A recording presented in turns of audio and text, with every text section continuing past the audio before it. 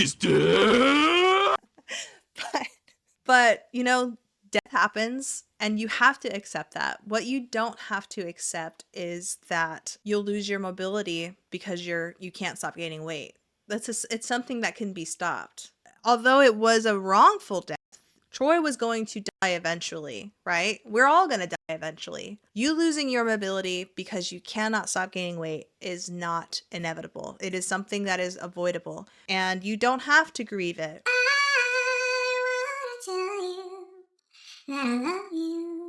Good morrow, everybody. My name is Robin, also known as Sunny Side Up Gal, and you are my Sunny Side Up pal. Good morning, good morrow, and good day. If you are new here, thank you so much for stopping by my channel. Consider giving me a subscribe. Go ahead and like the video because I know you're going to like this video, because if you couldn't tell already, it's going to be a long one.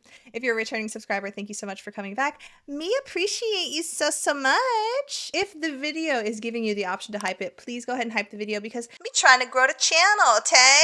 Today's video is going to be a long one, so I hope you guys are strapped in. I was going to say strapped on.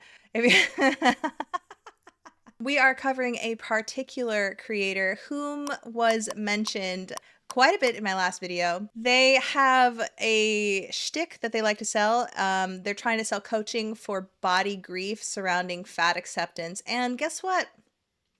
Me not accept that. Me not like that at all. Before we get started, before we take a look at Bri Campos, which is her name, by the way, BodyImageWithBri, which is their handle, by the way. Let me know in the comments, what do you think when you hear the words body grief? What is your first initial thought? Okay. And then on top of that, if you think about body grief in relation to fat acceptance, what do you think? In my opinion, what I personally think is, let's just grief the fact that we'll never be healthy and roll over and just, I guess, perish early. This person is selling coaching to deal with your body grief. So basically, she's selling coaching for you to just accept that you'll be fat forever and that you shouldn't try to be healthy. It's unacceptable. And I rebuke it.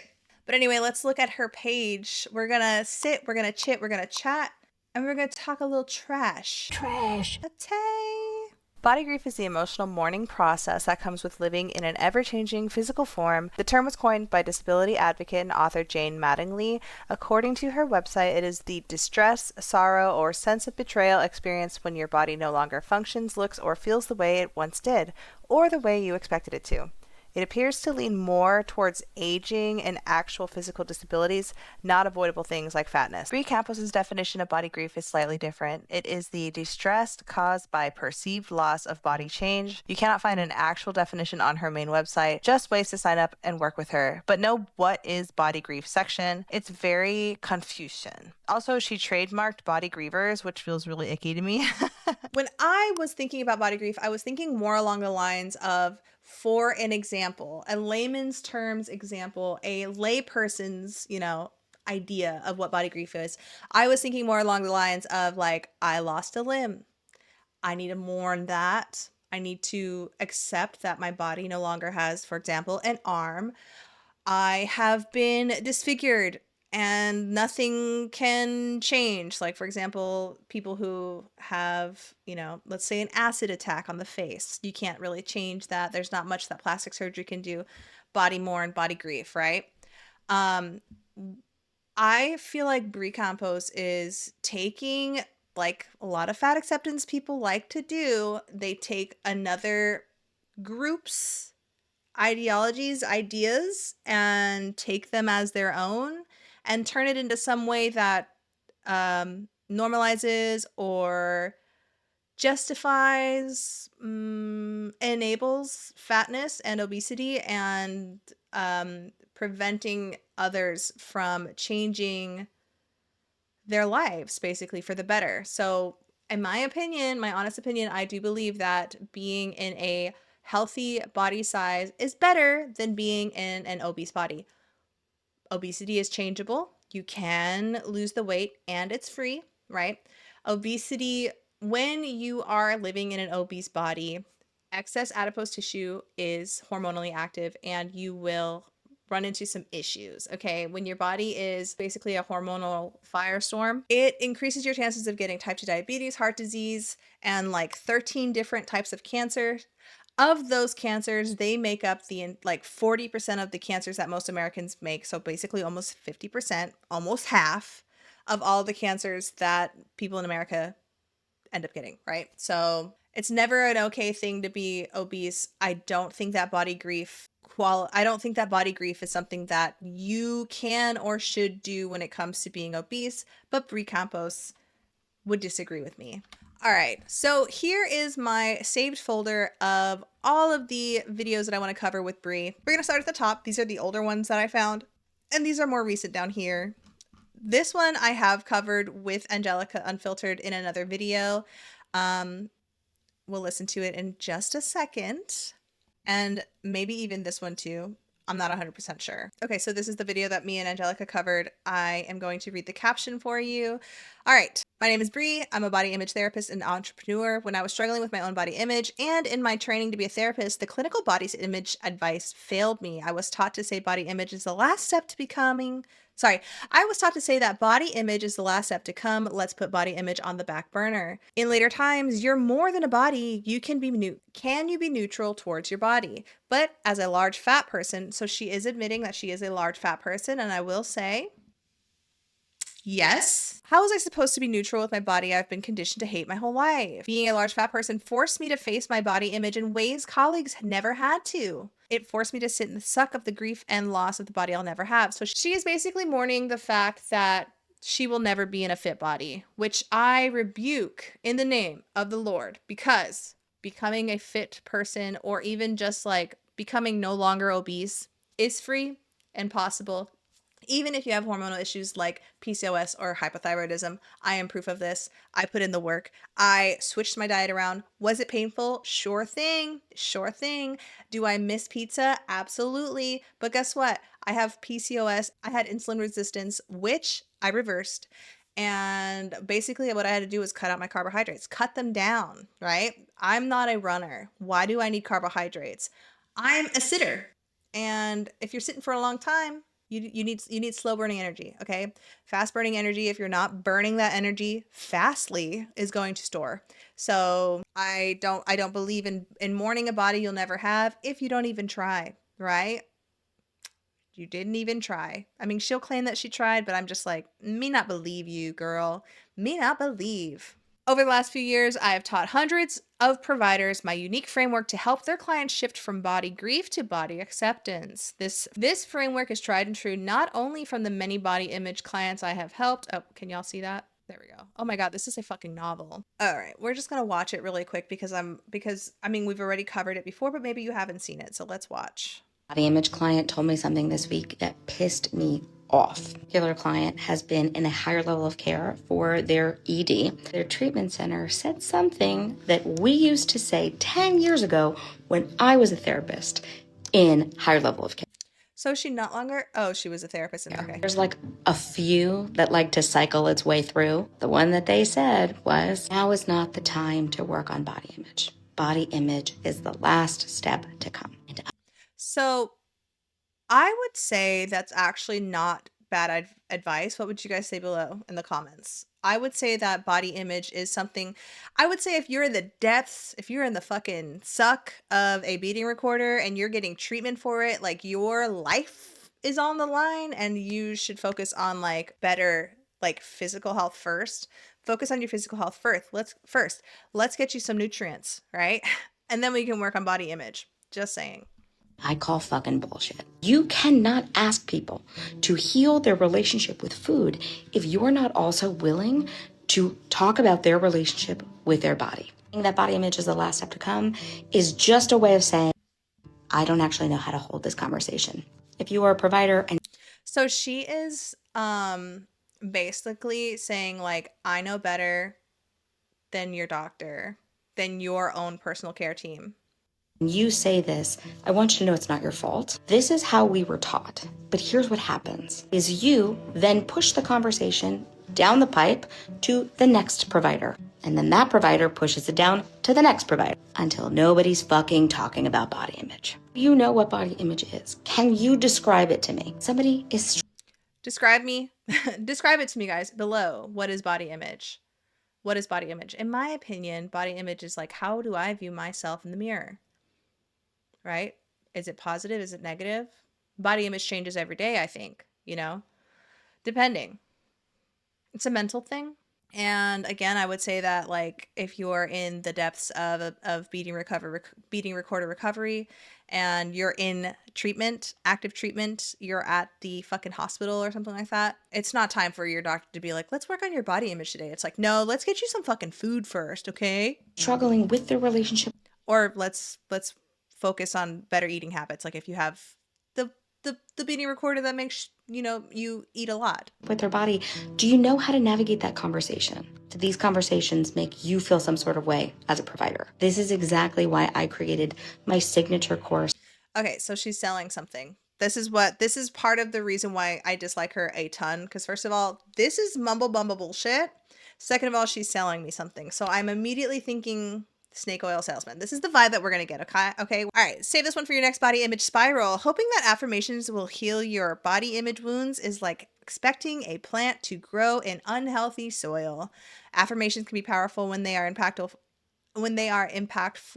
reframes, not when they're being used to placate the discomfort of body image distress. Placate means like to soften the blow, basically, which I would think that affirmations are a great way to placate the discomfort of body image. Words have power. Words have power, you guys. If you're a prayer, if you are a prayer, if you are a witchy gal, right? We can agree in the comments below that words have power. Words do have power. Sometimes when I'm feeling real sad, I put on a song. For some reason, the song makes me feel better. Something in the lyrics, I don't know. Words have power. They definitely do. Comment, work with Bri. Okay, she's selling. She's selling, you guys. She's just a seller. She is just a seller. Worst body image advice I've ever heard is telling people to use affirmations to heal their bad body image. And here's why. Affirmations are at best platitudes. What I think is that she doesn't know how to talk to herself, or what she is saying. Like, what I'm hearing is that it didn't work for her, so it's not gonna work for you. I don't know. Some people may not. I mean, I'm a good affirmations person. I think affirmations work. I think positive, self-talk is a good coping mechanism, I guess. Silver lining pain has never actually provided healing. The only thing it serves to do is to make sure that I know you are not a safe person to hold my pain with me. So What?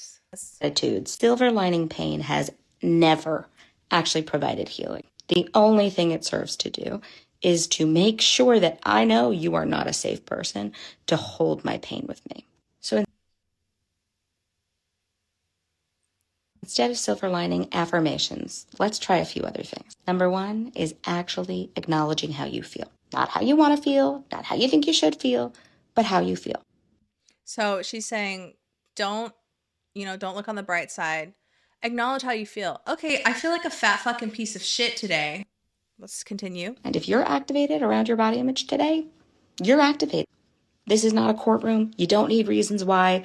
Logic is coming in, trying to make you understand why you shouldn't be feeling it. It's not helpful right now. Number two, let's sit in the suck. Sit the suck. Okay, all right. I'm sitting in the suck of feeling like a fat piece of shit. Let's continue. Practiced allowing yourself to feel your feels and to... It's okay to feel like a fat piece of shit. Sit in it. Sit in the shit. Sit in the discomfort without urgency and without expectation of where you need to get to next. What I see a lot of people do is say, nope, we don't feel that right now, but you're not actually making space for grief. So when I practice sitting in the suck, I do one of these things. I will call a friend and I will say, I am feeling some sort of... Oh my God. If I called my friend and I said, listen, I'm feeling like a fat piece of shit right now. First of all, they would be like, no, you're not. Second of all, that's weird. Like, why would you call your friend and talk to her about your own body? Like, that's your problem. I don't know. Am I rude? Yes. way right now. Or I'll grab my journal and I'll just brain dump every emotional experience. Her journal must be filled with days and days and just pages and pages of her feeling like shit. It's the fact that she can't even acknowledge that like positive self-talk is a good coping mechanism. I mean, I'd rather see people actually put in the work and try to get healthy. But I mean, if you're in the middle of like, let's say you're in the middle of a weight loss journey and you are feeling feelings, feeling thoughts, you know, I'm still feeling thoughts. Some days I do feel like I do look in the mirror and I go, how long have I been this ugly? You know what I mean? I'm not going to write in the journal about it. I'm not going to call my friend and ask her how long I've been this ugly, because that's for me, first of all, that's you're fishing for other people's validation when you do that, in my opinion. But I want to see her diary. Show me your diary, Bri. I want to see how many times you talked about how you felt like a fat piece of shit. I'm having right now. There are also times where I don't have the capacity to do either of those things. And so then I need to check in with myself of, can I put this away for right now and come back to it? Can I mark? You want to come back to you want to put it away, go grocery shopping and come back to feel like shit again? No. I would say if you look in the mirror and you're like, wow, I feel like a fucking ass. I'm so ugly. Like, let's get that taken care of before you go outside and you know, your energy just ruins other people's days. My calendar of when I go back to therapy, and can I process it then? It might take you out for a minute, but eventually you're going to land back on shore. 3, we can anchor. Dana says that trauma is choosing pathways of protection over pathways of connection. So when we are feeling the inclination to run, to fight, to hide, or we freeze, can we ask ourselves, what is the pathway of connection that I'm needing right now? Sometimes some good old distraction is a great coping skill. Often. Yeah, I feel like distracting yourself. So if you're having like actual negative thoughts about yourself, distract yourself. I would say with the positive affirmation. My number one advice for if you are feeling this way, first of all, the devil is a liar. Just kidding. Your anxiety is a liar. Your anxiety, your thoughts, you know, our brain is so fascinating, and you can trick it into feeling better, basically, I would say. And if you look at yourself in the mirror often and you're like, I don't like what I see, I don't, you know, in the moment, you can acknowledge that sometimes your brain, and this is just my opinion, I'm not like a professional or anything, but sometimes you can acknowledge that sometimes your brain is just trying to sabotage you, and you can fight back because you are your brain. You are in control, right? So if your brain is constantly telling you, if your mind is telling you and you're having negative self-talk, bring in another fighter and fight back. Fight yourself. Fight yourself. Be like, no, I know that like yesterday I felt totally fine. If I'm feeling this way now, it's probably because I need to take a shower, or maybe let's put some little blush on or something like that. Let's change this outfit. You know, if it's getting to the point though where you're like constantly changing your outfit and you can't even leave the house, maybe therapy. Sometimes we're prone to want to find a cognitive, behavioral, therapeutic skill, and a lot of times it's just a body-based one. Change your clothes, take some deep breaths, do some yoga or Good advice. stretching, take a shower. Good advice. Change the temperature of your body, call a friend, throw some music on, and watch how your nervous system changes. Often the instinct when we feel trauma is to retreat, when really that is the opportunity to lean in. Body image. So I'm getting a feeling that like I'm getting a vibe that she basically just, this is very vague. She was like, don't do affirmations, do physical stuff, which I'm down for, like take a shower, change your clothes, etc.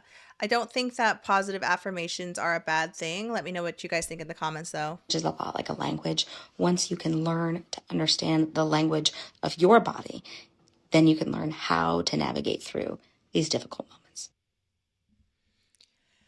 What a picture. What a picture. All right, next. Comment masterclass. I guess she's doing a masterclass on body image or body grief. The thing keeping you from radical body acceptance is the weight of an unavoidable body grief. Traditional approaches to body image fail because they never address this. Body grief is a lot like carbon monoxide. What the fuck? You can't see it. You can't always feel it. But if ignored, it will steal all the oxygen in the room. To trade your body obedience for body freedom, start with body grief. Like, let's listen. If I was trying to improve my body image and try to figure out how to stop hating the body I currently have, write down 2 things. What is it that you want to feel, change, or experience about your body image? What is stopping you? Okay, what is it you want to feel or experience with your body image, and what is stopping you? Okay, write them down below, you guys. What is What is it you want to feel or experience with your body image? I don't know. I feel like I'm pretty okay with my body image, and I feel like I have good coping mechanisms for when I feel like shit. Sometimes I just go, move on. You know what I mean? I'm a lot better with my body image now than when I was 232 pounds, 220 pounds after the panorama. What is one thing I want to feel or experience with my body image? I guess I want to feel positive about my body image all the time, but I know that's unattainable. What's stopping me? Reality. Some days you're just not gonna be able to accept your body image or be able to feel good about your body every single day. I think that that's not, out of 365 days of the year, you're gonna feel good every single day. I don't think that that's, if I'm wrong, I'm wrong. From achieving that? What are the hurdles preventing you from being able to experience the thing you desire? The thing that you wrote down is probably not realistic. You probably said something like, I want to stop hating my body. I want to feel comfortable in my body. I want to accept my body. I want to love my body. I want my body or body image to take up less brain space. I want to be at peace with my body. Now, before you come for me, I didn't say these things are impossible. I just said they're not realistic because they're not measurable. So what's your they're not realistic. So what are you doing? What are you selling? It is hard to be able to quantify how much brain space your body image already takes up. What is peace? What is comfort? Is it never feeling difficult body image moments again? Is it liking what your body looks like? We need to get very clear on what it is that we are working towards. We also need to assess hurdles that... Can I just say, most of the time that I see fat acceptance creators doing their makeup in a reel, it ends up looking like shit. I'm not saying that she's not good at makeup. I'm just saying that maybe she's just not paying attention as she would if she were just focusing on makeup and not talking at the same time. It doesn't look great. It's not looking great, but we're not done. That are keeping you from experiencing what you want, and determine one of two things. The barrier keeping you from what you want, real or an old story that you're telling yourself. Even if it is an old story, is that messaging co-signed? I'm still getting a vibe that like this is just so vague. It's so vague, and am I stupid and I'm not understanding anything that she's saying, but I'm literally just like, what are we talking about? Is the barrier real or an old story? The barrier is reality. It's real, okay? And does society co-sign this story? No. I acknowledge myself that it is impossible to feel 100% good about your body image every single day, 365 days out of the year. That's reality. It's not even that. That's not even me beating myself down. That's me acknowledging, hey, you feel great today. Tomorrow you might not feel that great. And that's okay. Because that's reality, right? Not everybody's I'm just so confused. And I know that she's just doing this to sell something. I get snake oil from her because it's just, she uses a lot of language. She uses a tone of voice that makes her sound, well, clearly she believes that she is a professional, but she's using a tone of voice that is like, come on over, I'm safe, pay me for this masterclass, and let's talk about body grief. And I'm just like, I'm not feeling safe. By anxiety. Anti-fatness and the systems of oppression that exist in our world will exponentially make healing your body image significantly harder. Once I got clear on what actual goals I'd like to experience and achieve with my body, I would start taking an inventory of whenever I'm experiencing See, and I don't believe her.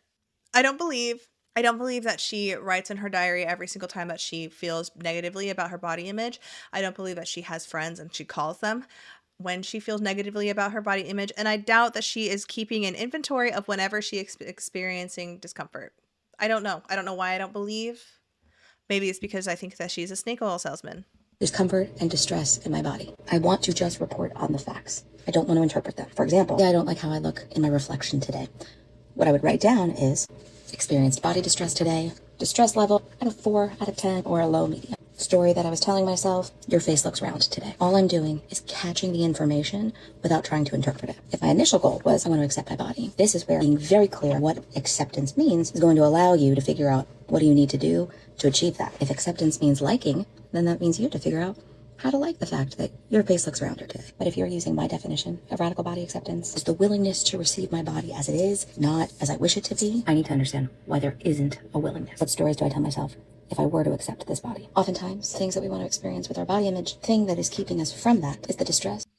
So she's saying basically like I'm getting a feeling of like discouragement from trying to like your body and just accepting it when you don't like it. I don't like my face today. I'm cool with that. Like that feels weird. I feel like more maybe I'm just too positive. Am I toxically positive? It's possible. I am an Aries.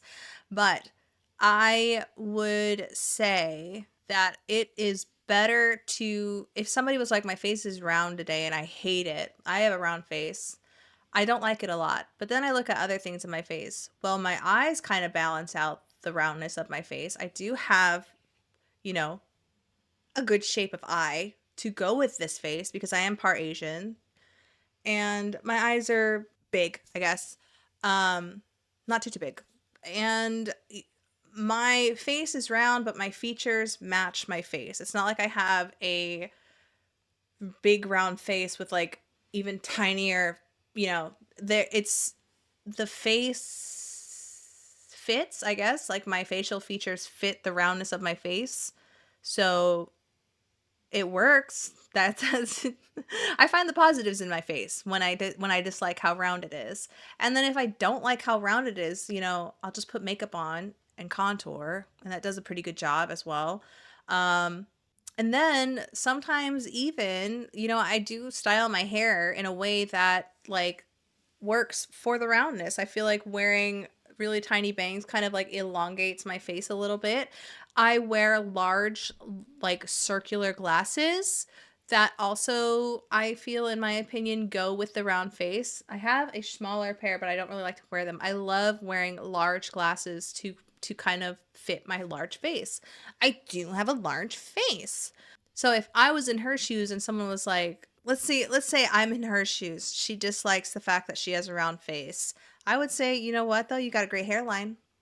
Look how thick that hairline is, This is, I would say it's a good hairline.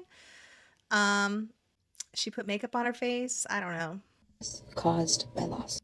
Sometimes that distress or perceived loss is in our heads. But more often than not, the distress comes from oppression. The oppression of perceived judgments just because of the body size that you exist in, not being able to fit in certain spaces, buy clothing at stores for your... Okay, this is not oppression.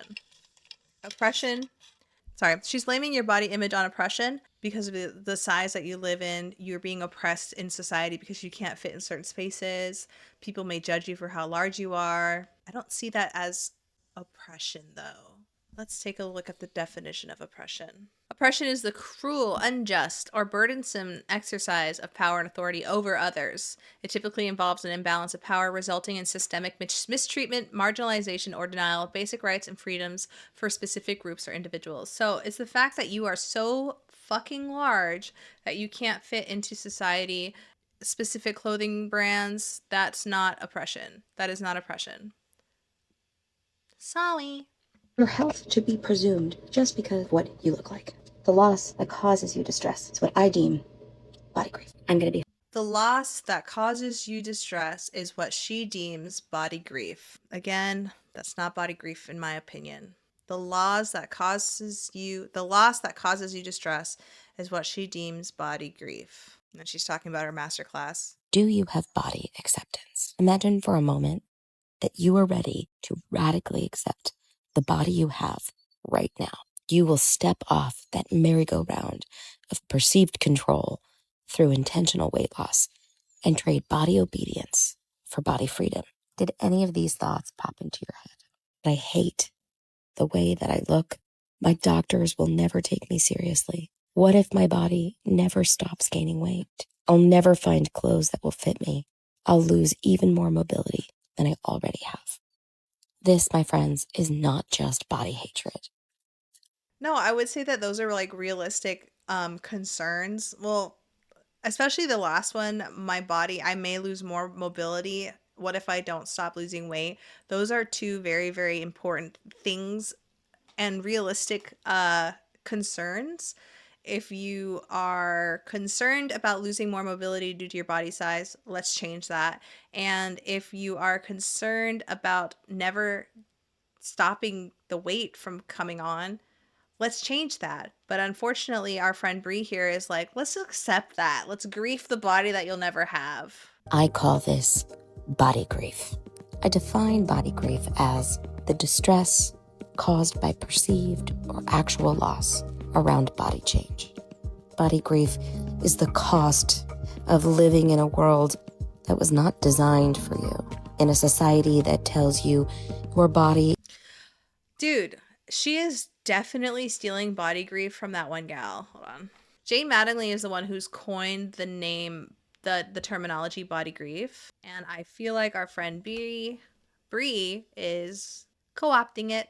Is a problem to fix, and capitalism tells you, I have the solution for you, when we know full well there's not one long-term solution that is sustainable for. False.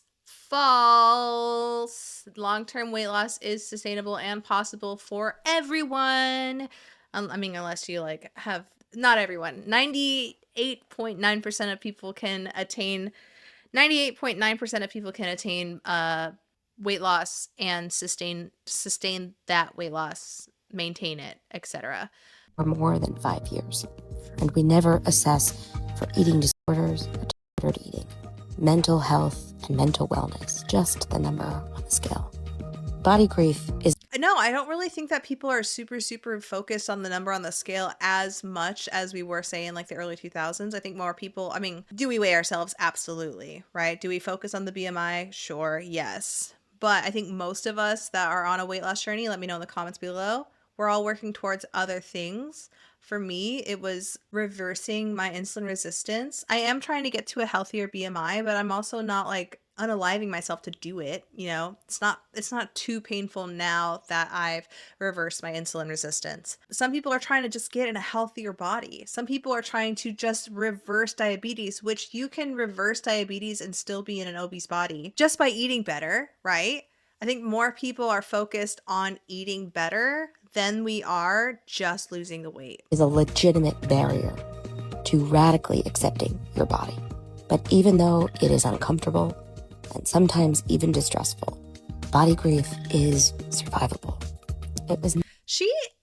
Her body is causing her to not be able to like do her hair comfortably. Look how uncomfortable she is. Like, thank goodness she is still capable, but like she's obstructing herself just by being in a larger body. I'm sure her arms are very heavy to hold up. Never a problem to be solved. Body grief was meant to be witnessed. But by learning to witness your own body grief, you too can learn how to accept your body. I feel like she's coined this body grief thing. And she talks about capitalism, but I feel like she's coining this body grief thing for money. But also, are you guys also getting the vibe that she's just trying to like recruit people to like sit in the same sadness that she's in, or recruit people into just like accepting, if she has more people on her side accepting that like they'll never be in a fit body or they'll never be healthy or like don't try to be healthy, that she gets more people on her side, it's like one step closer to normalizing obesity and normalizing this unhealthy lifestyle so that she's not alone. That's what I'm getting. Acceptance doesn't mean like or love, but it is being willing to receive your body as it is. No. See, I hate this more than I hate the people who are like, I'm hot. Like, I hate this more than I hate people who are like, yeah, I'm fat. Like, what about it? You know, I'm fat and and I love the way that my body looks. Like, I hate this more than I hate that. I thought I hated that, but I hate this more. I hate, let's roll over and just accept that we're not going to ever be healthy. Like, you don't even need to love your body. Just live. You know, I don't know. That feels so weird to me. Because we only have one life, you guys. We only have one life. You should try to give this body the best life that you can give it, right? Am I crazy for thinking that? Like, no. You should try to love your body. And a form of self-love is feeding the body the nutrients that it needs to survive, but also thrive, right? And not overfeeding it for sure. I just can't accept this. If you want to learn some practical techniques that you can use to grieve your body today, I encourage you to check out my upcoming masterclass, Bri's Body Grief Blueprint. I'm going to show you the exact techniques that I teach my clients so you have all of the tools you need to begin to rewrite your body image story. Those are cute classes, I will say. Comment the word masterclass for more details. I honestly, somebody else had mentioned this before in the comments, but I also dislike her voice a ton. I would say it's like too soft, but it's fake soft. Does that make sense? Is anybody else catching that as well? Just an FYI, oh my god. Just an FYI, you will regain the weight if you stop using GLP-1s. They are leaving that part out of their commercials. No, I think everybody pretty much knows. We're all on the same internet, are we not? Are we not all on the same internet? We all know that if you stop taking a GLP-1 and you go back to eating like shit, you will gain the weight. Just like if you go on a specific diet or lifestyle change, and then you go back to eating the food that made you fat, you will go back and you will gain the weight. So for example, I am a ketogenic baby girl. If I decided one day I was going to stop eating ketogenically and go back to eating carbs almost for every single meal, no protein, basically, just like bread, I would get fat again. I would. And I would get insulin resistance again and become pre-diabetic again. And I'm not going to have that. Okay. So yeah, if you stop using GLP-1s, my thing with GLP-1s, my campaign for the year, this was whatever it takes to lose weight, as long as you're healthy and you're not like, hurting yourself. So my thing with GLP-1s is I like them as a tool. I think that they should be a temporary thing. I understand that there are some people that have to be on them for life, but if you're using it just for weight loss, you're gonna have to stop taking it. I think, in my opinion, and my interpretation is that it's a tool, and if you're only taking it for weight loss, you gotta use it as a tool to teach yourself healthy lifestyle changes and eat properly and focus on protein when you're on them, and then eventually titrate off, but keep the same, I would say, eating schedules and dietary changes. And if you're using it and you're also working out, of course, keep up that lifestyle. A lot of people know, Bri, that when you're taking a GLP-1 and you get off, you regain weight. It's a common fact. It's a common, well-known fact. Okay, but her caption, let's see. She swears. Fuck all the GLP-1 commercials making me work on the Lord's Day. This is a Sunday, I guess. You'll regain weight if you stop any diet, so... Okay, I love you and your page, but I want to share my perspective on a 55-year-old who has struggled with body dysmorphia and weight gain my entire life. This medication has truly been a miracle for me. Good for her. If I need to stay on it for the rest of my life, I am completely okay with that. The food noise is 100% gone. I am in maintenance now, down 50 pounds, and honestly have never felt better. For the first time in my life, I feel like a normal human being. I don't have guilt when I eat. I'm not obsessing on every schmallery, and food no longer controls my thoughts. I eat what I want. I feel amazing, and the mental freedom alone has been life-changing. I do agree that if someone stops the medication, weight gain will happen. But for me, can and will happen. But for me, what I've gained in peace, health, and quality of life has been worth everything. Let's see if she replied. Body image with Bri. I hear you, heart emoji. My concern is that if the medication stops working, or if it's not something you can afford for the rest of your life, then you're right back where you started. You have the right to be on any medication, and it's your body. And I respect that autonomy. They always fucking say that. They always go, I respect your autonomy to lose the weight, but it's kind of shitty. You know what I mean? I just fear the carelessness in which they are prescribed to the masses. Food noise and body dysmorphia cannot be solved by GLP-1, only muted. Sending love. I hear what you're saying. For a long time, I did all the right things. Years of therapy appointments, doctors, working with dietitians. I was trying to understand my body and my habits. It wasn't doing the work. I wasn't doing the work. I was doing the work. What I didn't realize was missing was the quiet, the constant noise around food, the cravings, the mental bargaining, the obsession. It was always there, and for me, that's what GLP-1 finally helped with. It didn't replace the work I've done. It supported it. It felt like something finally turned the volume down so I could actually use the tools I've spent on building. I definitely hear you. God, what a fucking conversation, dude. I definitely hear you. As a beating recorder trained therapist, this is exactly what we help folks out on a daily basis. It speaks to the diagnosing of beating recorders. Everyone out there is trying to raw dog life. I hope you continue to experience relief, but if for you ever don't know that you aren't broken, Turning off the noise isn't the same as learning and understanding it. Sending love. When people tell me they cannot accept their body, I ask what acceptance means to them. Acceptance is not liking or loving. It does not mean you are celebratory or joyful about what you've lost. It's simply the willingness to receive it as it is. Acceptance isn't a destination, it is a byproduct of grief. My brother would have been 37th this month, and if I could unlearn everything to have him back, I would. But I can't, and I hate that, and I am no longer avoiding that grief. That is radical acceptance. So now she's really bringing in death when it comes to grief and equating that with grieving a body that you'll never achieve. So, if you didn't know this, my brother passed away when I was 16 and he was 17. It was like two days before his 18th birthday, and actually his 19th death anniversary is tomorrow. R.I.P. Troy. Okay, but that was real grief. I think experiencing that also made me a little bit more comfortable with death. And sometimes when I see people use the word grief for dumbass shit like this, I can't help but roll my eyes until they almost fall out of my head, because I understand what real grief is. It sounds like she's about to tell us that she understands what real grief is too, but for some reason her brain is telling her that let's use grief and grief a body that we'll never have. She's experienced the loss of a loved one, yet now she's going to use that grief towards grieving a body that she'll never achieve. Weird. The only way out of body grief is through. Body grief is burdensome, traumatic, hopeless, unfair, and it is also a survivable grief. And here's how I know this, friends. I have an episode on the podcast called Body Grief, Finding Meaning, where I talk about losing my brother. And I remember when he died, I felt everything. And oftentimes it would creep up on me like a thief in the night. It felt like a violation. I was not prepared to grieve. I was forgetting what his voice sounds like. Realizing too late, I didn't get in the goddamn photo. So we don't have photos together. Not remembering our last conversation. Do I tell people I have two brothers or one brother?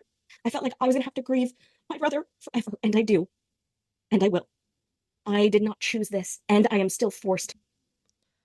Damn. I'm not even gonna talk shit about this. This is kind of sad, actually. To feel this. Trying to avoid these feelings will not save me from my grief. He is not coming back. And I fucking... If I could take back everything I learned, it meant he was still here with me. But he's not coming back, and I fucking hate this. I'm no longer fighting it. This is acceptance. This first time I let myself cry.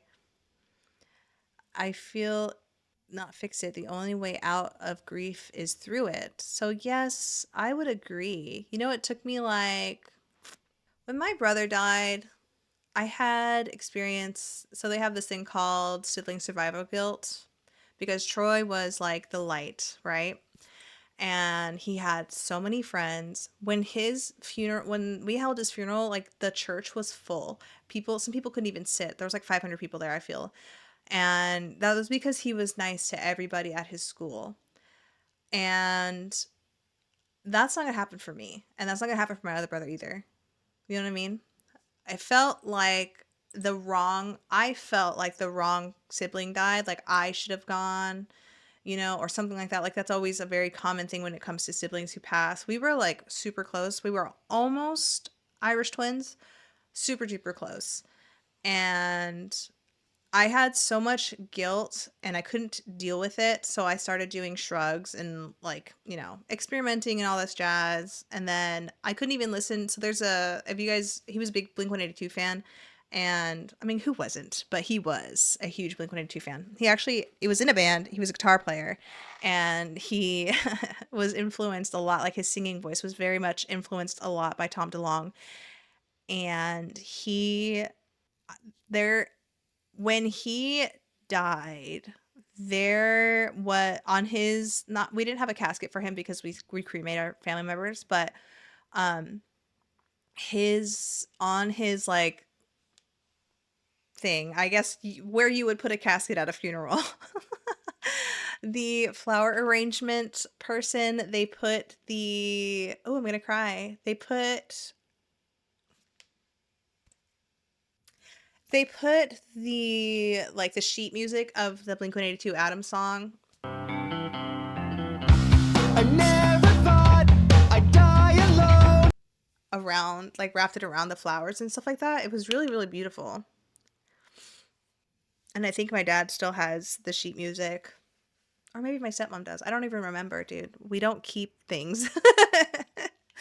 But it was really beautiful. And I couldn't listen to Adam's song until I met my husband. And I met my husband like 4 or 5 years later. So, right?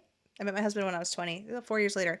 It took me like 4 years to really, like, that was my determination of like accepting that Troy was gone. And I still grieve Troy's death, but because I am spiritual, I know that someday I'll see him again. And I know that he's always here with us, like he'll visit us and all this jazz. But yeah, there is like, that is an appropriate way. I don't even know if I'm going to keep this in here, but that is an appropriate way to experience grief and acceptance that somebody is gone is, and it's kind of a beautiful thing, I would say. I know it sucks, but I'm saddened that she doesn't have a lot of video or pictures with her brother. I only have a couple with my brother, which is really sad actually to think about it. But I have a few videos of him being a goober ball. If I can find him, I'll try to plug him in.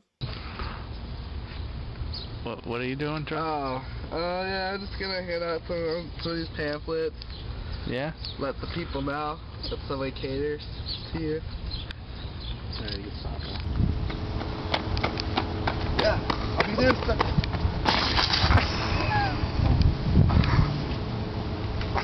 Okay.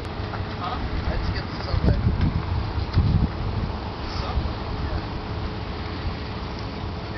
That's right. There you go.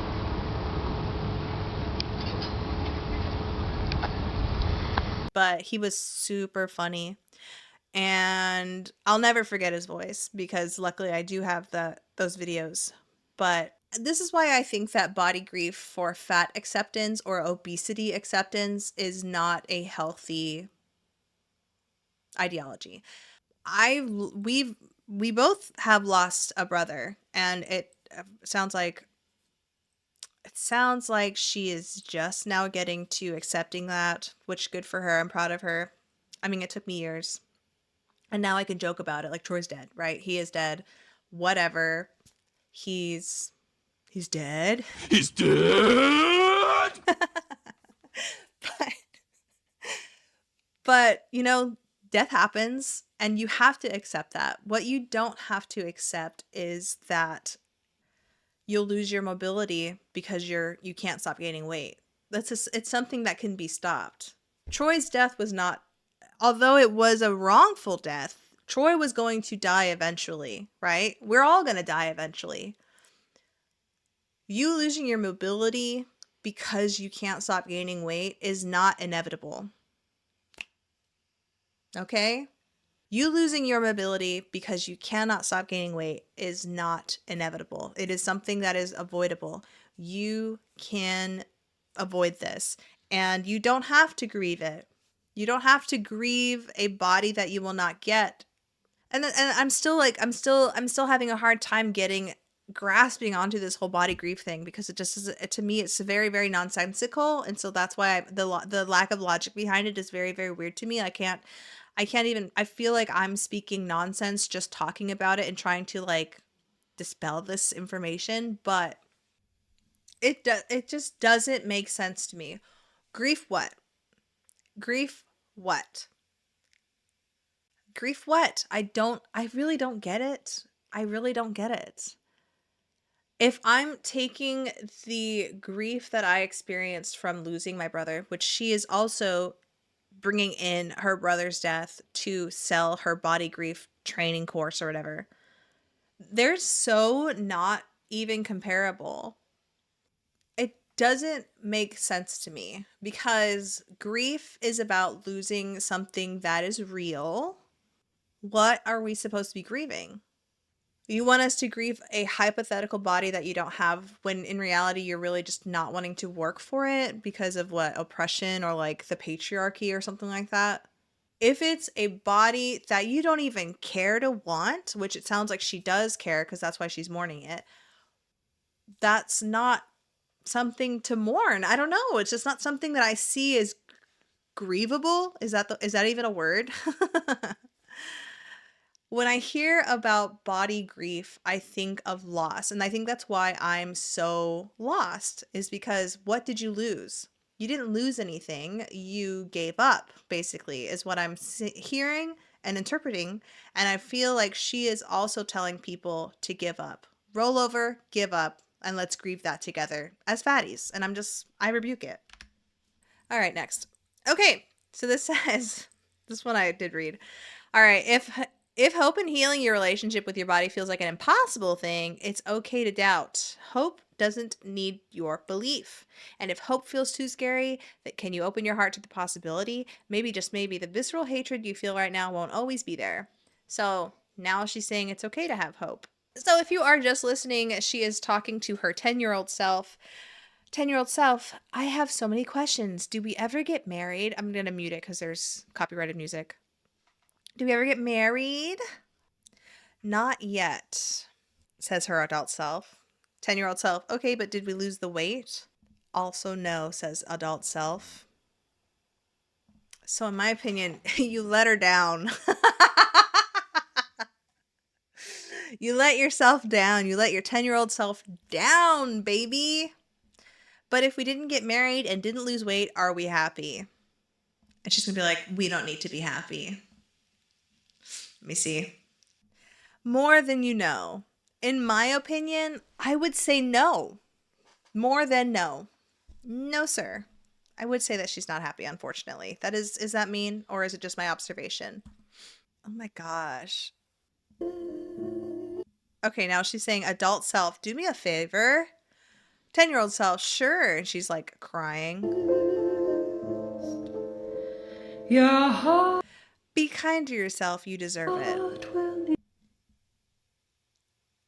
And she's crying. Well, she cut to a cry.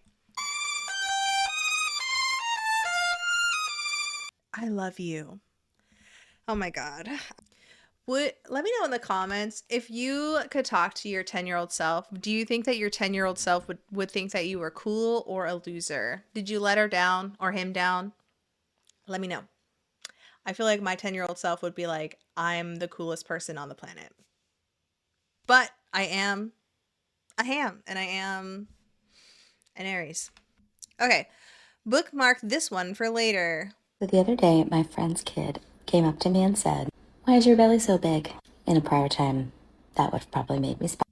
I don't know if that would have ever made me spiral or something. Maybe I would have came home and told my husband, because kids kind of like tell the truth, sometimes. Like a kid's not going to ask you about why your belly is so big when you don't have a big belly. You know what I mean? That's what I mean when I say that they tell the truth. I would just be honest with him, though, or them. I would say, because I'm overweight, because I'm fat, don't be like me. Eat your vegetables, eat healthy foods. Don't reach for chips. Don't be like this, because I had pre-diabetes. I wouldn't scare him. I'd just be like, because I'm fat. I have a lot of fat on my body. It doesn't really make me feel good sometimes. So one of the things I've learned to do in healing my relationship with my body image, there's some canned responses when people make comments about my body, especially kids. So the kid said, "Why is your belly so big?" And I said, "That's just how God made me." Your body, God did not make you. When you came out of your mom's cooter, you did not have that belly. I'm just being honest with you. So the other day, my friend's kid. Okay, here were other responses that she gave us, which I think aren't that bad. Why is your body so little? My body is like a big dog, and your body is like a little dog. We're both dogs, just different.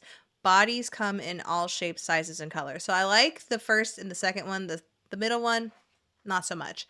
But if have you guys ever been told by a kid that you were fat? I have not as an adult, but I have when I was like in high school and stuff like that, because I was fat, right?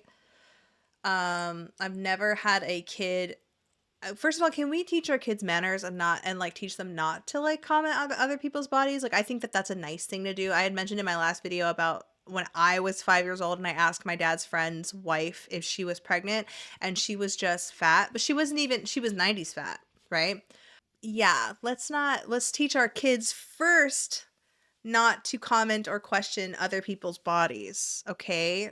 We can ask mommy and daddy later why that person has no legs or something like that. Okay, so this is an episode of her Body Grievers Club, episode 87 of Body Grievers Club podcast. I talk about why I almost skipped prom. Oh, she went to prom. I didn't go to prom. And how that moment became one of my first experiences with body grief.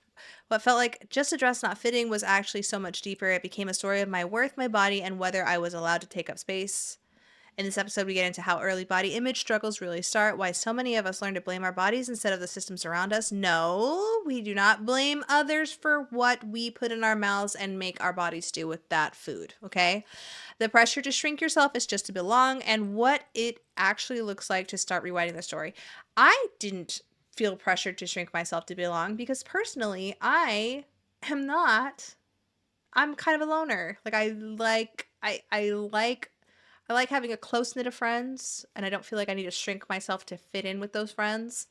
Um, as far as like fitting in society, yes, I will stop myself from not being able to fit in my giant truck, right? If I get to the point where I can't even climb into a car, yes, I will try to fit in and try to lose some weight for that.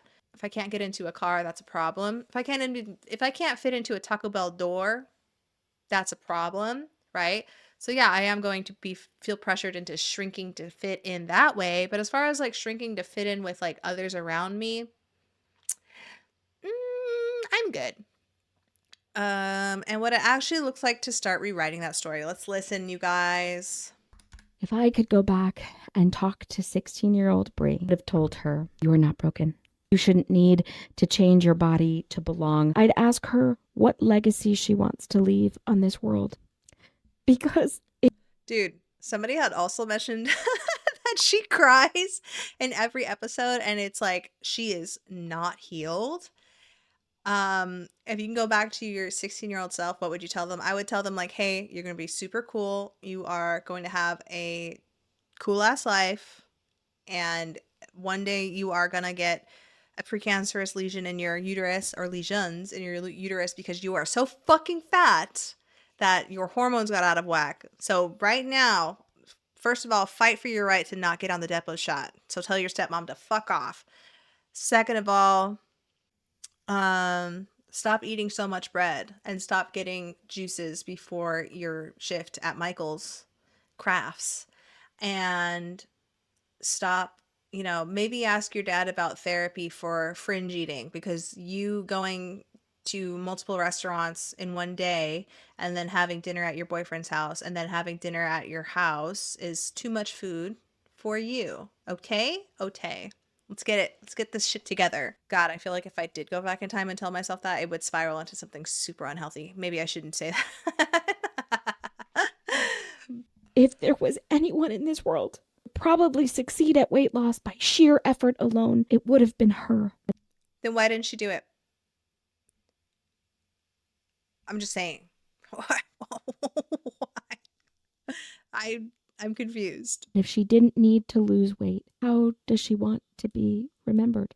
What is the impact she wants to leave on this world? I'd encourage her to live her biggest life out loud, on purpose, and unapologetically. If I could go back and talk to 16-year-old Bri, I would have told her, you are not broken. You shouldn't need to change your body to belong. I'd ask her what... Okay. What legacy would you want to leave for the world, you guys? I would say, my dreams are bigger than that. Like, I would love to like own land. I want to be one of those people that owns land and then the land is like untouched. And then eventually I build my own little buildings and I start hiding art and like sculptures and protecting art from like being thrown out. And then one day I die and my estate becomes a trust and people go, this weird ass couple never had kids. They just had dogs and like rescued endangered animals, and they had a bunch of land for bison to roam on, and they had a camel. And then one day they were like, let's build this building. And they turned it into an art collection building. And now all of these art pieces are being preserved here at the estate or something like that. Like, that's the dream. Obviously, is that attainable? I don't know. I don't think so. But very cool idea, right? As far as like a legacy, I don't think I need to leave a legacy. I don't think that everybody is legacy-able, right? I think I'm okay as long as I can do my part, you know, stop buying fast fashion as often, switching, you know, from plastic bottles to reusable steel cans or whatever. And wasting food less, I guess. And, you know, doing that kind of stuff. I think that's cool. Also, obviously, I feel like I'm anti-fat acceptance activist, right? My legacy, if I had to leave a legacy that was actually attainable, just put me in a magazine or something like that talking about how this person, Robin, is, I would say, maybe somebody just mention me and say that I was funny, I guess. And if it were as simple as lose weight, your numbers will come down. That's exactly what we would see. We wouldn't. It is actually that simple. Dude, I was able to reverse my A1C. I was able to go from pre-diabetic to like a better A1C in like 6 months. And I had at that point, I think I had lost like maybe 15 pounds. But it was pretty quick in my weight loss journey. Like, I think I was still at least 200 pounds, but I was able to go. No, I was probably still like 190 something pounds, but if still, I mean, that's big for 5'4". Have an epidemic of people living with diabetes if it were just as simple as lose weight. Okay, did she just say we wouldn't have an epidemic of people living with diabetes if it were as simple as lose weight? Listen, the obesity epidemic and the diabetes epidemic, they're like hand in hand. How about we start seeing that number go down, the obesity? If we start watching the obesity epidemic number like start going down, we would see the diabetes numbers go down as well, okay? Everything will be fine. My body has changed some just based off of the way that my clothes feel. But I don't weigh myself at the doctors because they don't need it. I refuse. They do need it. Listen, it's absolutely important. It's imperative that you get weighed at the doctor's office because, and if you don't want to see the weight, don't say that you don't care about the number on the scale. You absolutely do care, right? If you don't want to see the weight because you are in recovery from some specific beating recorder, I think that's understandable. They could do a little bit better about hiding that number from you, but they do need to see the weight. They need to see that for medication requirements. They need to see that to see if you know, your weight fluctuating from your last visit, like maybe 10, 15 pounds is a big deal. If you're going to the doctor every year or 6 months, you know, you gaining 10 to 15 pounds in a year is actually a big deal. You're not supposed to just keep gaining and gaining and gaining and gaining and gaining. You're not. You're not. You need to maintain at least like maybe a 5 pound fluctuation. You know, you could have not shit that morning. I get it. But your doctors need to see that stuff. If you gained 20 pounds from 6 months ago, that's a big deal. Something's wrong with you mentally. Maybe you're overdoing it. You know, maybe you have a beating recorder that requires you to eat more. Not requires, is forcing you basically to eat more. Or maybe you have a tumor, or maybe you have something, you know, maybe you're holding on to too much water due to some kind of an inflammation. Like, let's get this worked on. Aren't you in pain? And then the other thing too is if you lost 20 pounds unintentionally, that's also important to know, to notate. Am I right or am I wrong? I will say, like, you can write decline to my chart. They don't really even ask me at this point anymore. My thought is that if I'm being weighed and all of a sudden my A1C is better, is the contribution going to be like, oh, well, you lost weight. That's why you're. I would say it's a mixture of both. So, when it comes to insulin resistance, which is hand in hand with the way that your body absorbs blood glucose, and your A1C is the average blood glucose level of your body. I'm not wording this properly probably, but like it's 3 months average blood glucose level, right? A1C, insulin resistance hand in hand. Body fat, excess adipose tissue, insulin resistance also hand in hand, because your body fat is hormonally active. So if you have more body fat on you, it's very likely that you will or are already insulin resistant, because insulin resistance, insulin is the body is a storage hormone. So if people are going to argue with me in the comments below, I'll put the picture here again. It is a storage hormone. It is a fat storing hormone. You cannot store fat on your body if insulin isn't driving that, basically. So I would say if you did lose some weight and your A1C is improved, I would say that that does have to do with you must have lost some body fat. It's not just water, basically. But also, how did you lose the weight? How did your A1C improve if you didn't lose weight? What did you eat, right? Did you stop eating as much sugar? Because you can not lose weight, decrease your sugar intake, and your A1C can improve. But listen, if you're insulin resistant and you decrease your sugar intake, that body weight is gonna start dropping. It's almost I wouldn't say it's a guarantee, but it's pretty darn close. If you start manipulating your hormones like that, like you start controlling your glucose levels and your insulin levels, the weight is gonna fly off. I'm not guaranteeing anything. I'm not a dietitian or a doctor or a nurse or anything like that.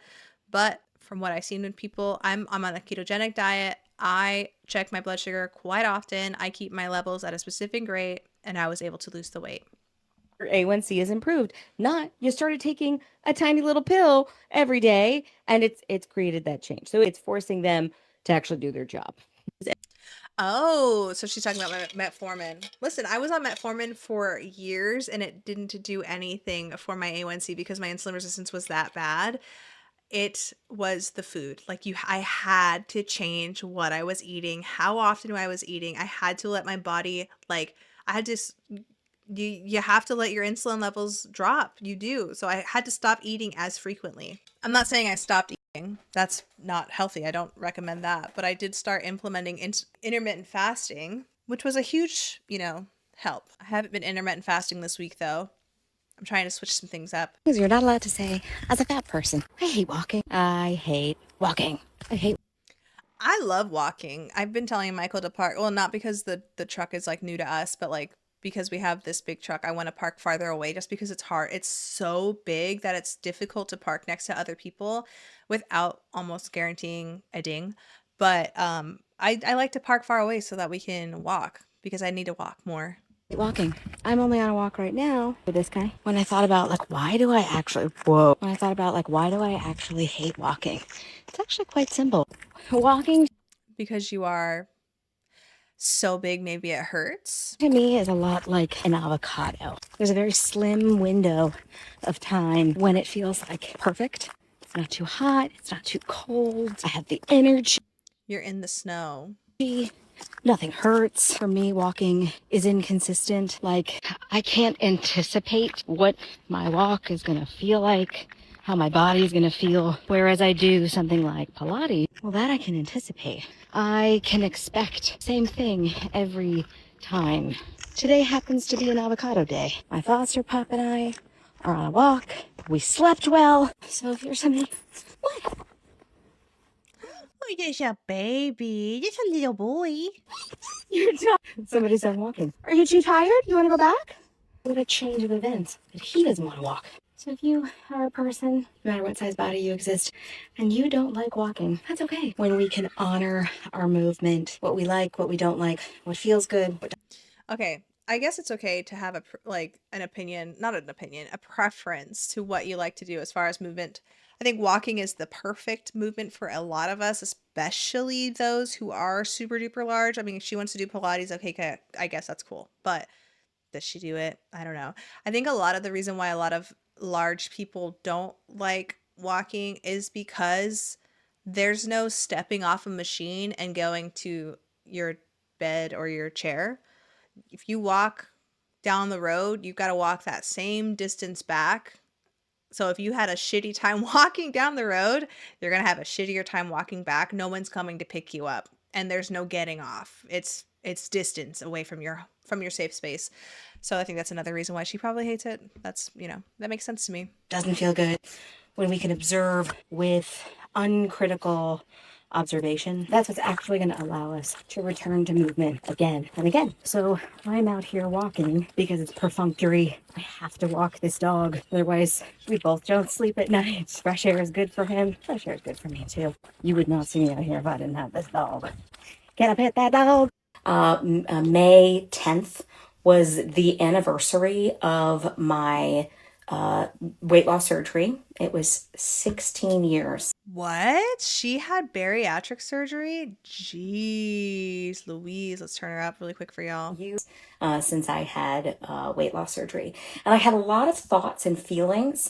And so I decided to write. And this was not the blog post we planned on putting out there this month, but I've had so much positive feedback. So I'm going to read this so that this will also become not only an audio for the blog, but it will also become a podcast later on. So thank you for being here with me.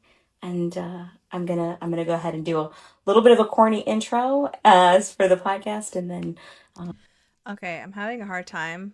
This is taking forever. So it says, why I regret having weight loss surgery. In today's IG Live, I deep dive into my 16-year reflection of my bariatric surgery, read the full episode by commenting Substack. Liking how your body looks is not exactly part of body image. Okay, blah, blah, blah. Let's read. I'm going to read it. Hi, and welcome back to another episode of the Body Grievers Club. I regret having bariatric surgery. Trigger warning for this episode. I talk about bariatric surgery, complications that mirror eating behavior, and body dysmorphia. I regret having bariatric surgery. On May 10th, 2010, at 19 years old, I underwent bariatric weight loss surgery. As we are exiting... I always find it so fascinating to see people regain the weight after bariatric surgery. And it tells me that I think we need to put it in act. We need to make it a thing that people who go through bariatric surgery need to go through some kind of nutrition or therapy regarding a beating recorder or something to teach them the healthy food habits. Because sure, the bariatric surgery is a tool to help you prevent you from physically overfeeding yourself, but I mean, we've seen people, they just grow it, they just stretch it back out, they just stretch it right back out. I wonder what kind of bariatric surgery she got though. The acceptance of body positivity and cycling through the Ozempic era with a return to the 90s body's ideals of heroin chic. I am feeling burdened to write about my bariatric... She is another one of those people who thinks that heroin chic is coming back. That is so irritating. It is not coming back. I don't see it coming back. I get maybe if you're 15 years old or something like that, or a dumbass, but can we stop looking at celebrities and being that's what everybody wants? No, people are looking at celebrities and going, that's a little crazy. I'm just trying to not have diabetes. Also, she said 19 at 2010. I was 19 at 2010. We're the same age. I thought she was 45. We're the same age. What? Have I just not grown up? I don't know. We're the same age. I don't know. I thought she was 45. I'm so sorry, but not because she looks 45 necessarily, but maybe because of the way she dresses, maybe because of the way that she holds herself. I don't know. A personal experience. No two experiences are alike. And if you are post-bariatric and you believe that your decision was right for you, this probably won't be the episode for you. If you read or listen to this and it causes you unrest about whether or not you should be pursuing or going through with your surgery, I need you to know something. Your autonomy to change your body is still 100% yours. This is my experience. But I still encourage you to sit in the discomfort of hearing another side, a side you probably aren't used to hearing. Reagan Chastain, board-certified patient advocate, researcher, and author of the Substack Weight and Healthcare, says that there are three categories of people who have bariatric surgery. Three categories of people who speak about their bariatric surgery experience. The happy group, the unhappy group, and the dead group. Stereotypically, we only hear... How did dead people talk about their experience? from the happy group. Let's go back to 2010. As I shared in a previous episode and blog, in what no one tells you when the dress doesn't fit. I decided to have bariatric surgery after many failed attempts to successfully lose weight the old-fashioned way. I wonder what she did.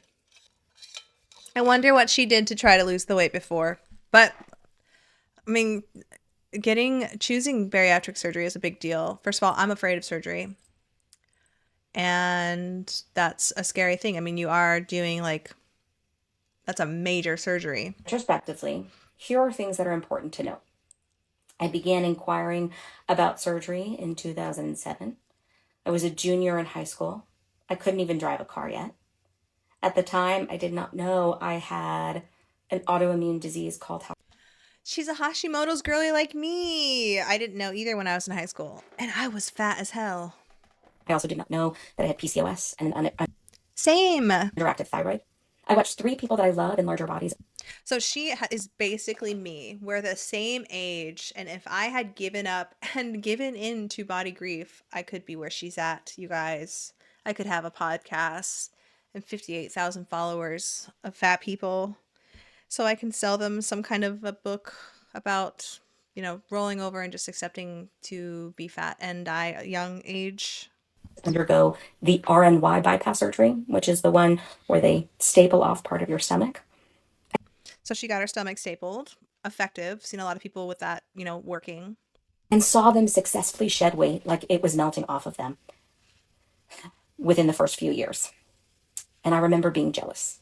I remember watching these people who previously wore plain, boring clothes now start to wear colorful and bolder, and dare I say, sexier outfits.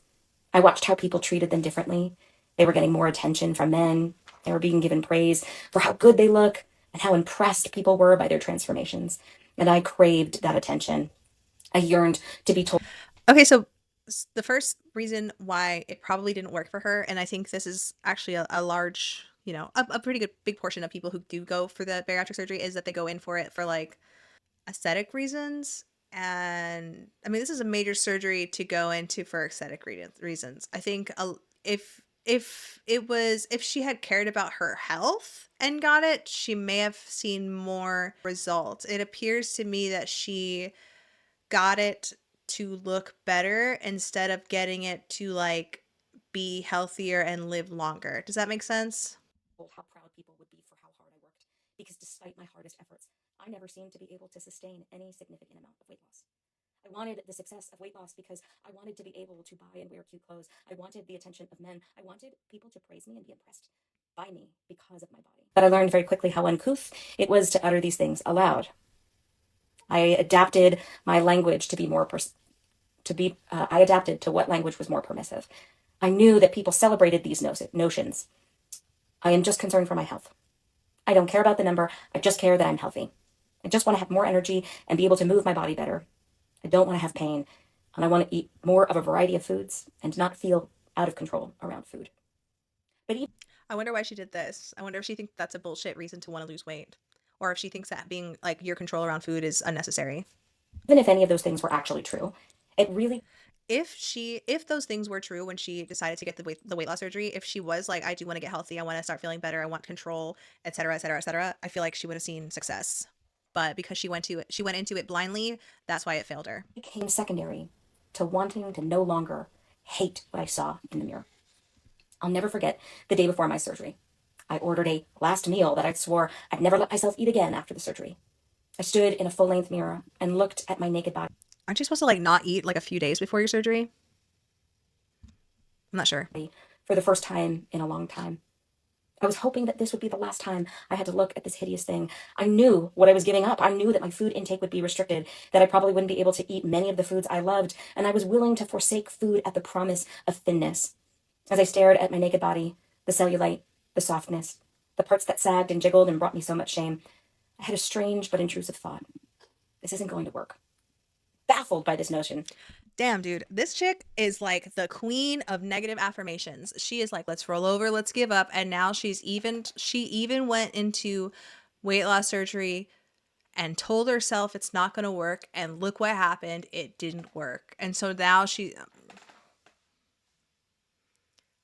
baby girl, Words have power. If she would have went into it with, this is going to work. This is my last chance. If I don't do this now, I'm not going to be XYZ. If she would have, forget the whole looks thing. That's like very, very much last, right? Body image is last, right? Let's focus on your health. If she would have went into it like, if I do this and I lose the weight, I'm going to live a longer, happier, easier life, it would have worked. But no, she went into it going, this isn't going to work, because guess what? She decided to have a last meal. What an idiot.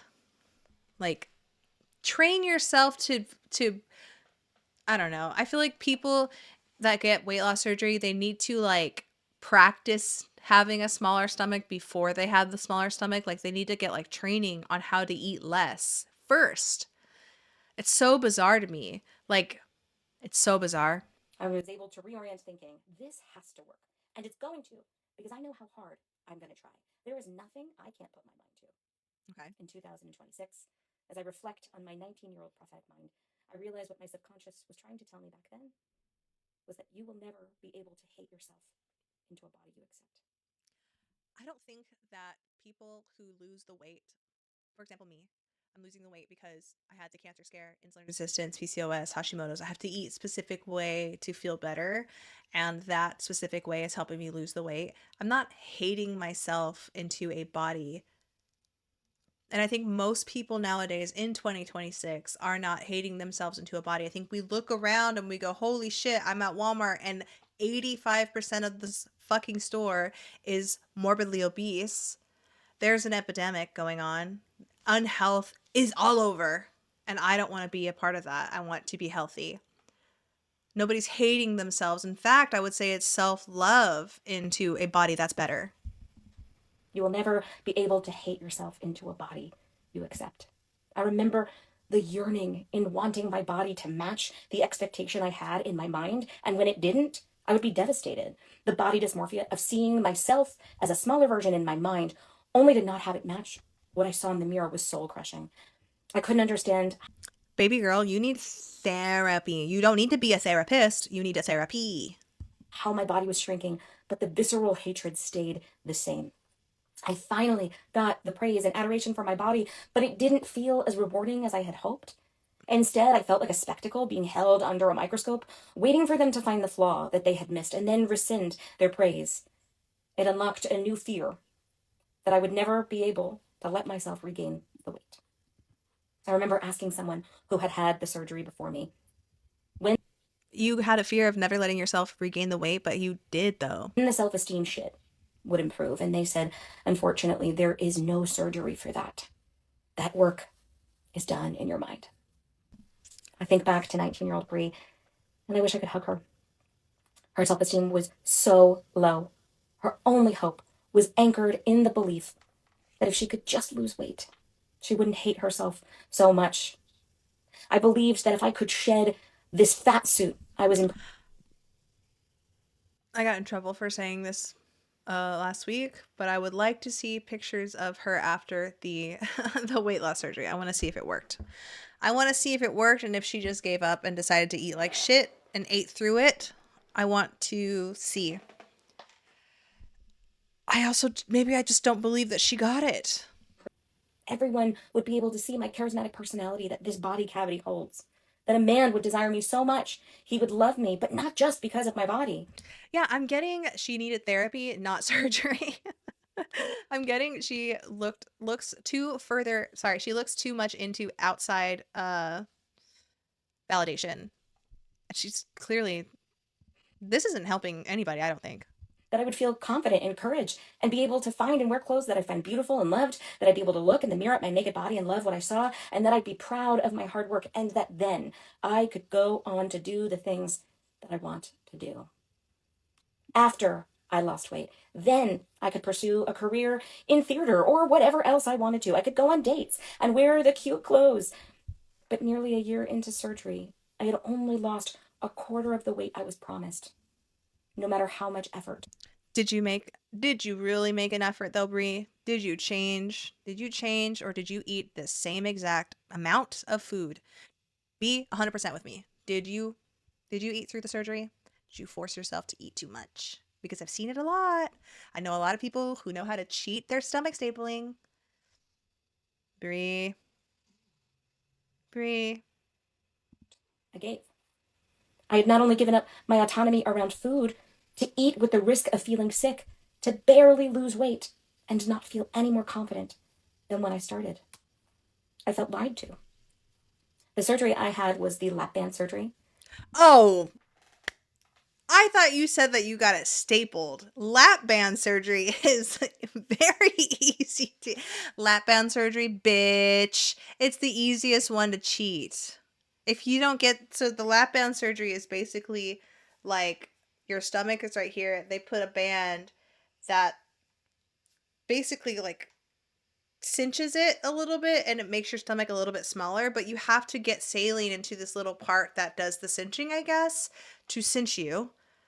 And you can easily like you can eat through it. Like my dad has had the lap band surgery and he's told me how he's eaten through his. Like I guess in the morning it's harder for him to eat more. At the end of the day his lap band is a little bit more relaxed, I guess, so he can kind of eat more then. It is like one of the easiest. Let me see here. Lap band. Let's see. Lap band is generally measured by two metrics: adequate weight loss and long-term device survival. It achieves an average excess weight loss of 40 to 50%. It's one of yeah, it's considered the least effective bariatric surgery or device. The adjustable gastric band, such as the lap band, is widely considered the least effective bariatric procedure for long-term weight loss. While the band is the least invasive and reversible, it yields the lowest average weight loss and carries high long-term failure and complication rate, often requiring surgical removal. Why is it less effective? Minimal weight loss. There's no hormonal shift. High failure and revision rates. Some people need it to be revived. Okay. So here are some photos of the lap band. This one is a good one right here. Basically, let's see, open. Basically what it does is it slows the when you eat your food, it goes into this new stomach pouch and it slows food from going there into like the rest of your stomach to be digested completely, right? So it's a way to retrain your body into eating less. And this access port right here, it's like right above where your belly button is, and they put a saline needle in there, fill it up, saline goes in here and tightens the band, right? You have to get it like tightened I think every year. I'm not really 100% sure, but it just shrinks this part of the stomach so that it prevents food from going into the stomach, slows it down, and it's just a way to retrain you to eat less. So if you overeat, it'll cause you to regurgitate, right? But some people can retrain it or even stretch this part out into basically a second stomach. And yeah, so I'm assuming that's why it failed for her. God, I was like, how did she fail a stomach stapling? That's so crazy, but she got the lap band. I'm not even sure this is a surgery they do anymore. But at the time, it was considered less invasive than the RNY. In 2010, research supported that the lap band surgery could help people lose up to 50% of their excess weight. I can't even remember exactly what I weighed, but whatever it was over the imaginary line I had drawn in the sand of how, quote, much weight was too much. But the number I deemed irredeemable, that once you cross that threshold, there becomes another number that then is just, quote, too much. One of the complications I experienced with my bariatric surgery was I would feel like food would get lodged in my chest, creating a burning sensation that often... Yeah, because you were overdoing it and it was coming back up. Like you had to train yourself before you like. Do I think the lap band is effective? Yes, for people who know how to eat less, like know how to eat for somebody who has a lap band. ...cued me to try and force myself to throw up. And as an eating disorder therapist, now the irony of the medically sanctioned procedure that produces effects that mimic that of an eating disorder is a painful reality. Not being able to eat without the risk of excruciating pain, falling into a... Baby, that's because you were putting too much food in there. That's because you were doing it too much. Like you were eating too much, putting too much food in a tiny stomach. Did your doctor tell you that you could eat normally? Probably not. Because normal for you is what made you over 300 pounds. Deeper depression as the hatred for my body only intensified, all the while trying to masquerade as a successful and well-adjusted college student made life even bleaker. I still wasn't dating because, of course, I felt... I'm not going to listen to any more of this because I know that she failed herself, and I'm done with that. It's too long anyway. Okay, so this says, what about health? Aren't you concerned about being overweight and your health? Nah, I measure my health by health promoting behaviors and my mental wellness.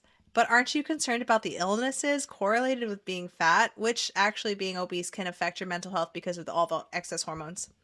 No, because I believe the behaviors I engage help lower those risks, and everything else is genetic. So she is one of those people who believes that being 300 pounds is genetic and that you shouldn't try to fight that. And I rebuke that. As far as like, I mean, yeah, okay, let's take care of our mental health, but you know that being and eating healthy, like being in a healthier body size and eating well is also a great first like attack on mental illness. Like you can all that a great first defense against mental illness. Like yes, of course there are some things that you can't really fight with mental illness without like medication and everything, but eating healthier, being at a healthy body size is beneficial for your mental health. But how can it be healthy to be in such a large body? I don't think we have the same definition or measurement of health. So she doesn't live in reality. She's clearly thinking only of mental health and not physical health. It appears to me that she does not care about her physical health. And I don't know who would expect to take a person like that seriously. Somebody who has avoided going to the doctors.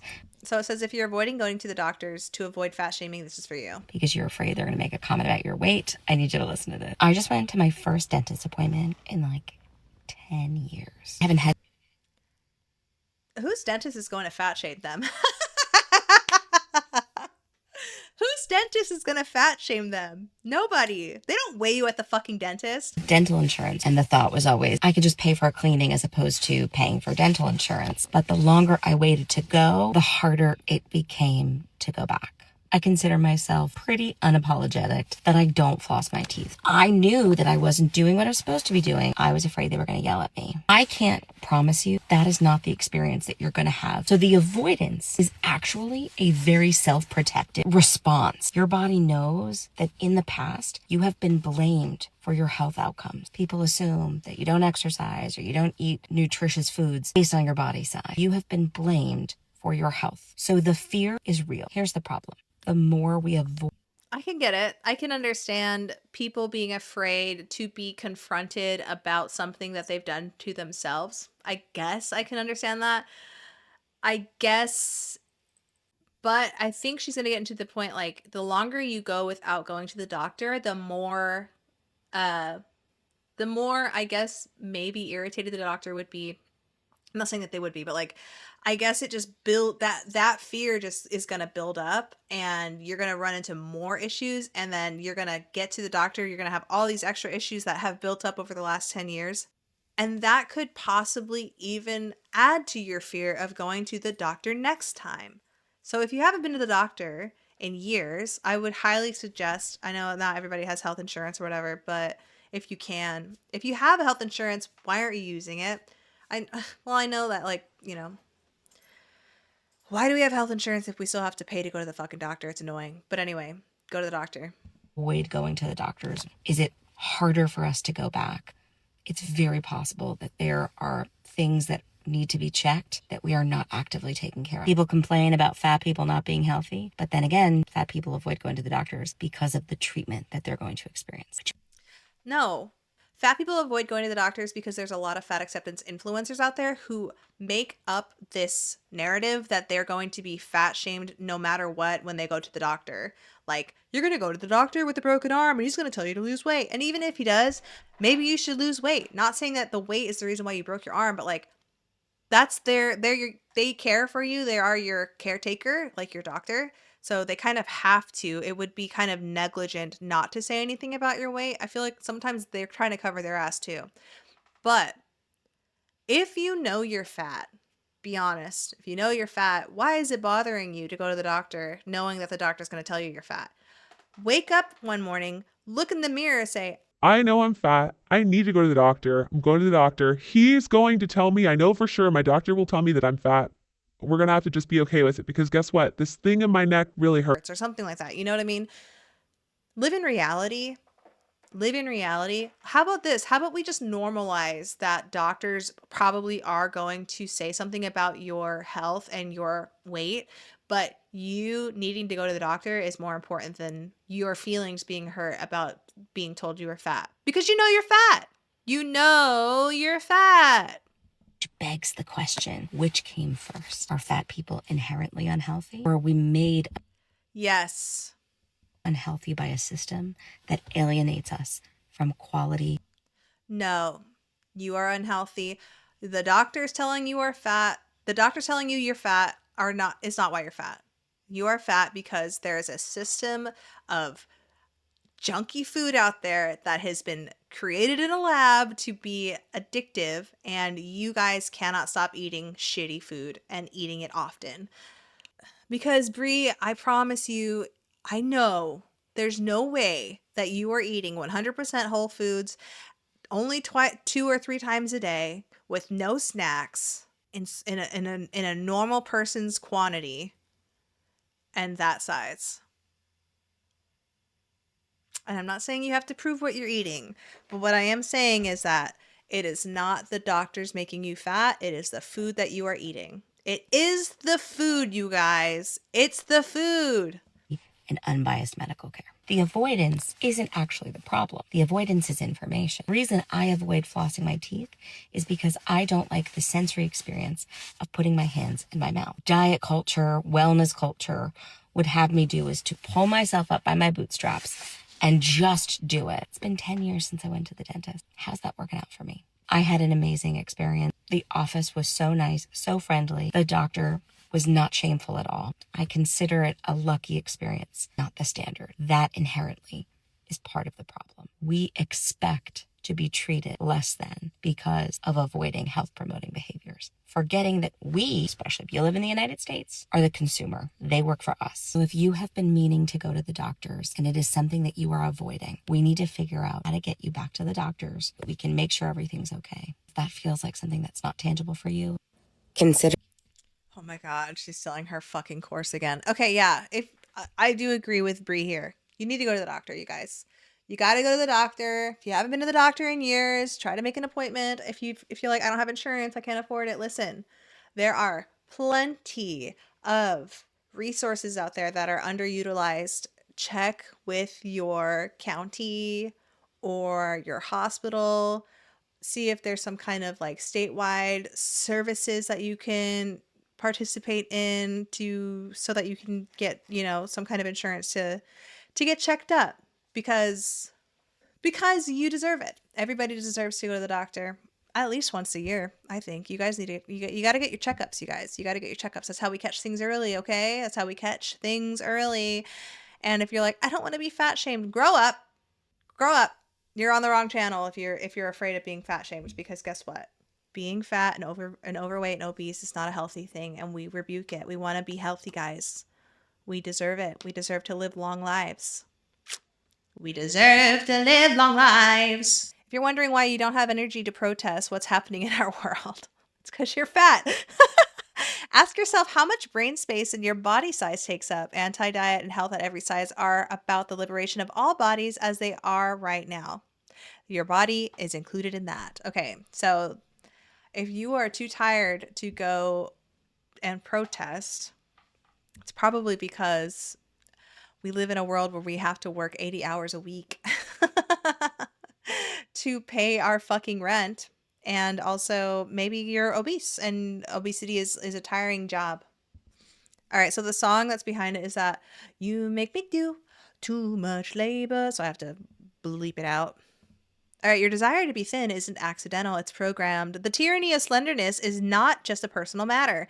It is a cultural obsession that keeps women preoccupied with their bodies and less able to challenge the status quo. So this is by Kim Chernin, the tyranny of slenderness is not just a personal matter. It is a cultural obsession that keeps women preoccupied with their bodies and less able to challenge the status quo.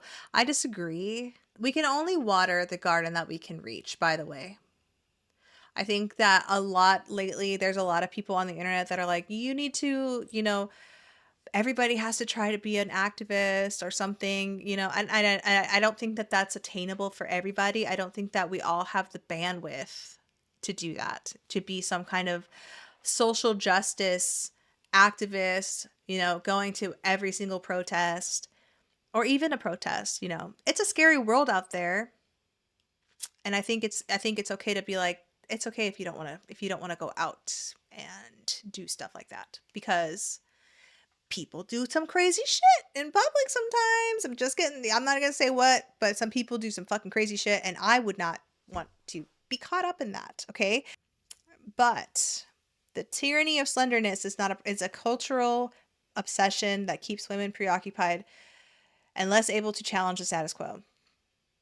I think that they live in a different world, in a different universe. I think that more people, as far as like slenderness, not everybody, a very, very small portion of people are truly, truly, truly obsessed with their bodies to the point where they're like, I need to be slender, right? I think, especially if you live in the United States, nowadays, we are all struggling to just get by. I want to make it Monday through Friday, have my weekends, and then I have to fucking do it all over again. Every year I get older, the years just go by faster and faster. I'm like, I can't even, these groceries are so expensive. There's more things that are important right now than like our body sizes, because that's what the government wants from us. That's an allegation. That's alleged. But they don't care for us to be thin. They want us to work and pay our taxes. And I would say that some of them even want us to be fat. That's the goal. Because when you're fat and sick and dependent on the government, you can't really fight back, can you? Can you?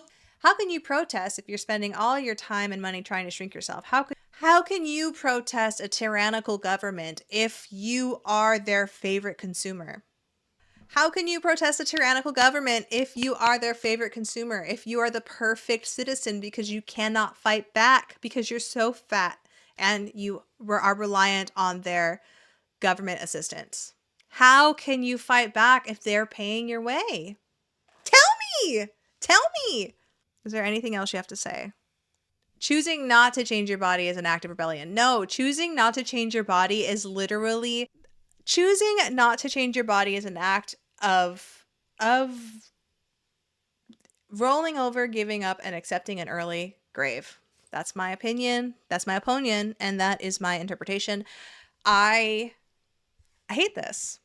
Choosing not to change your body is the opposite of an act of rebellion. It is literally what the food industry has designed it to be. That's the program. The program is for you to stop caring about being thin and for you to be almost immobile and just keep buying food, and then eventually being dependent on medication and the government, and then eventually not working and being dependent on the government that way as well. And then there's a circle. You're buying food, you're buying you're reliant on pharmaceuticals. Those pharmaceuticals have to pay taxes to the government. It's all money into the government's hands, you guys. Like, they don't understand it. They don't understand it. I will link a video below about the industrial obesity complex by James Lee, 5149. He also did a longer video with Breaking Points about the same thing. I watch it often because it's so interesting, and I learn something every single time I listen to it or watch it. Please consider, watching that and learn about that, because guess what? Working on being a fit person, a fit citizen, that to me is an act of rebellion, because you're fighting back against what the government is telling you to do, which is basically eat 6 times a day or whatever. I don't know. I'm not trying to get political, but I mean like if shit went down and you had to run from a tyrannical government, and you can't even hop a fence, baby. You can't even hop a fence. Everybody should start working on their push-ups right now. Maybe practice hopping fences and stuff, because I don't know. Again, I'm not trying to be too political on here, but like the fact that they're like, you're not protesting the government. You're not protesting this is an act of rebellion to be a fat ass. Like, no. You're going to be reliant on so many people in your if you make it to old age, but you will be very, very reliant on so many people, including the government, if you continue this path of obesity,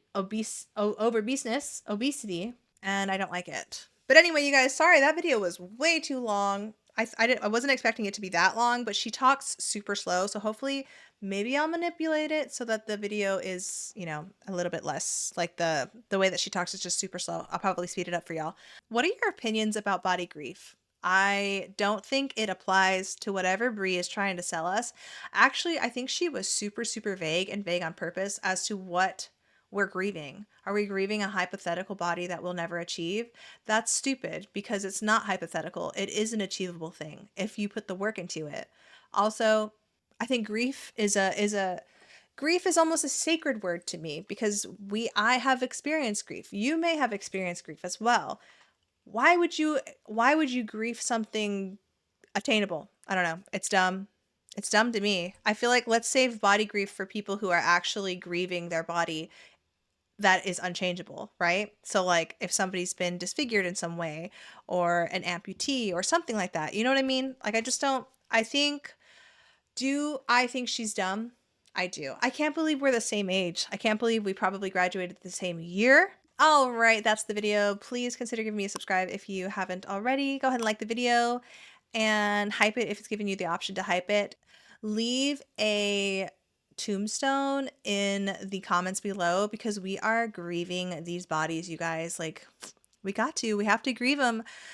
Just the roll over and give up vibe that I get from her is so weird to me and icky, and I hate it. I really, really do hate it. Like, but I'm a positive person, and I would never tell somebody to just be like okay with hating their body. I don't know.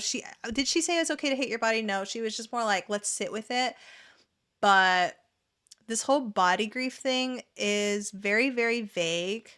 And again, she feels like a snake oil salesman. Like, she's just trying to sell this dumbass program that she has. I don't know. She does other things too, like a podcast. Maybe I need to watch a podcast with her. What do you guys think?